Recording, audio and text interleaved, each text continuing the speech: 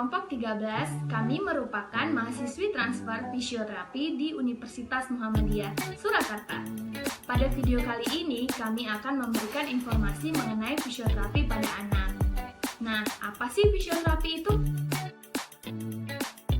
Menurut Peraturan Menteri Kesehatan Nomor 65 Tahun 2015, fisioterapi adalah bentuk pelayanan kesehatan yang ditunjukkan kepada individu dan atau kelompok untuk mengembangkan, memelihara, dan memulihkan gerak dan fungsi tubuh sepanjang rentang kehidupan dengan penanganan secara manual terapi, elektroterapi, peningkatan gerak, pemulihan fungsi, dan komunikasi. Nah, menurut WCPT atau World Confederation of Physical Therapists, fisioterapi dibagi menjadi beberapa bagian subgrup. Yang pertama ada ICU, yang kedua ada akuatik, yang ketiga ada kardiorespiratory, yang keempat ada electrophysical agent atau disingkat sebagai EPAS, yang kelima ada manual terapi, yang keenam ada mental health, yang ketujuh ada neurologi, yang kedelapan ada occupational health and ergonomics, yang kesembilan ada older people, yang ke-10 ada onkologi palliative care and HIV, yang ke-11 ada pediatri, yang ke-12 ada pelvic and women health, yang ke-13 ada private practice, dan yang terakhir ada sport. Jadi fisioterapi itu menangani semua usia, mulai dari bayi, dewasa, hingga lansia. Contohnya untuk bayi usia kurang dari 1 tahun yang mengalami keterlambatan perkembangan, yang mana keterlambatannya itu dikarenakan bayi yang malas dilatih. Maka fisioterapi dapat diberikan dalam bentuk latihan-latihan. Sedangkan untuk lansia, peran fisioterapi sendiri sebagai salah satu tenaga kesehatan yang membantu meningkatkan kualitas hidup lansia dengan berbagai pendekatan. Tahu dulu pengertian pediatri itu apa. Pediatri ialah ilmu kesehatan anak atau spesialis kedokteran yang berkaitan dengan bayi dan anak.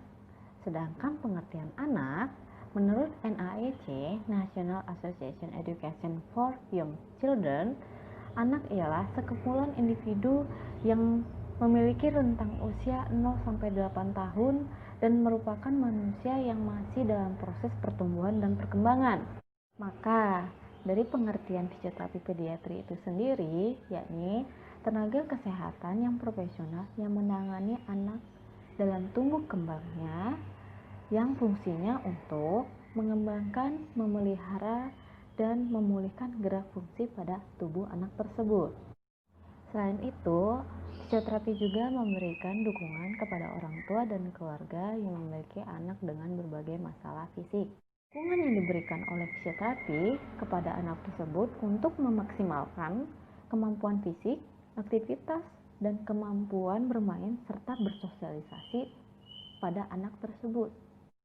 Nah, fisioterapi juga di sini sangat membantu pada tumbuh kembang anak yang berkebutuhan khusus. Contohnya, anak autis, Down syndrome, cerebral palsy, anak GDD, global delay development, DCD, development coordination disorder, dan masih banyak lagi yang lainnya. Tapi pelayanan fisioterapi bukan hanya khusus untuk anak ABK saja ya, anak normal juga fisioterapi memberikan pelayanannya. Pelayanan kesehatan yang diberikan oleh fisioterapi berupa program latihan yang dimasukkan di kehidupan seharian.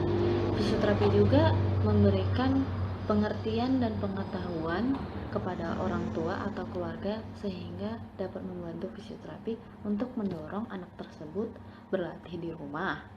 Ya, bisa juga disebut sebagai home program pelatihan yang diberikan fisioterapi untuk di rumah.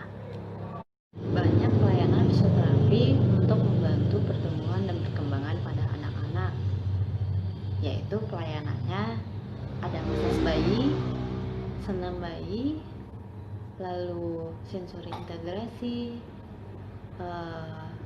NDT, neurodevelopment treatment, terapi latihan, dan masih banyak lagi.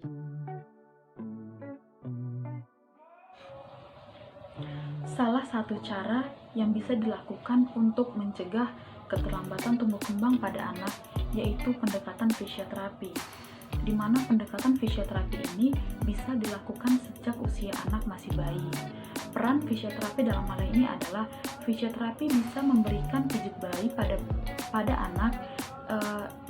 Pada pijat bayi bisa dilakukan pada bayi prematur ataupun bayi normal.